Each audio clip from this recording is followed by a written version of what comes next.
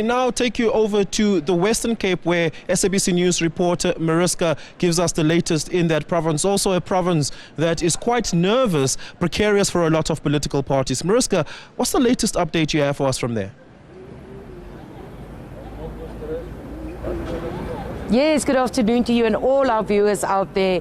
I'm actually in the heart of Cape Town in the CBD, where right next to me was one of the busiest voting stations, certainly in Cape Town. Last night we were here up until after 10 o'clock and there were still people queuing to go in and vote there.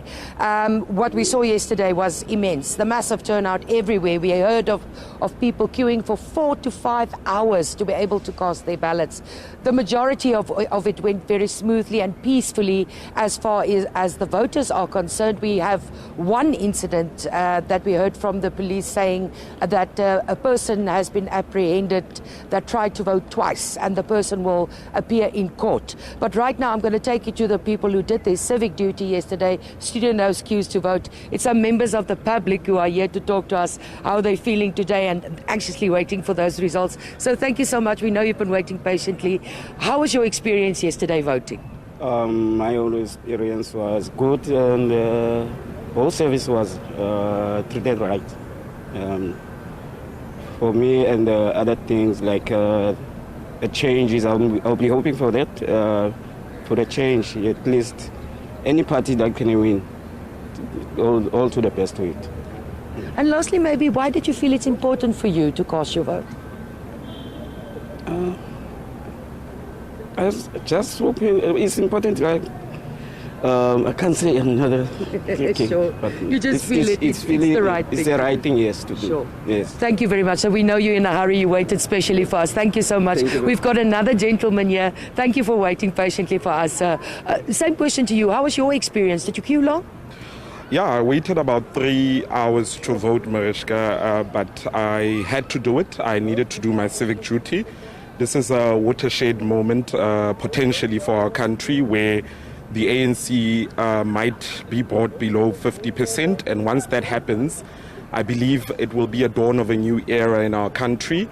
And I strongly believe that the electorate came out in full support yesterday, and they wanted to vote for change. And that's why many of us waited for about 3-4 hours in those queues to cast our ballot. It's certainly something that we feel strongly about as South Africans, and I trust that after this election going forward, we are going to get new leaders who will be able to take this country forward. Okay. And then in the queue there standing for 3 hours, did you find that people were impatient? Was there animosity?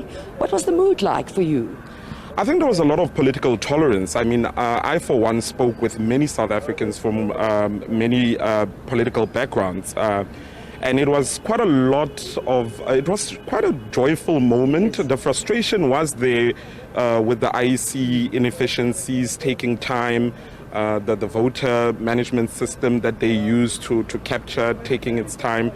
But eventually, I think it gave us, as South Africans, an opportunity to chat amongst ourselves, to gauge where we are at, and share views about the kind of country that we want to build going into the future. What I must say that's particularly impressed me yesterday was the amount of young people who came out to vote. I as a young person myself, I was very happy at the fact that young people came out.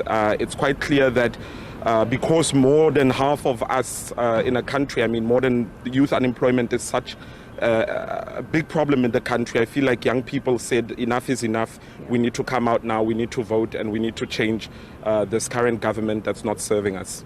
Thank you very, very much. And thank you for doing your civic duty. Thank you, Mariska. Thank you for your time. Thank you very much. As you heard it there, so eloquently explaining how he felt, people, we saw what he was talking about there. People were patient, they were waiting, they were chatting among each other. There was a very jovial mood, there was a nice atmosphere. Certainly nowhere that we visited. We were on the Cape Flats, in Mfuleni, in Delft, in Balhaar.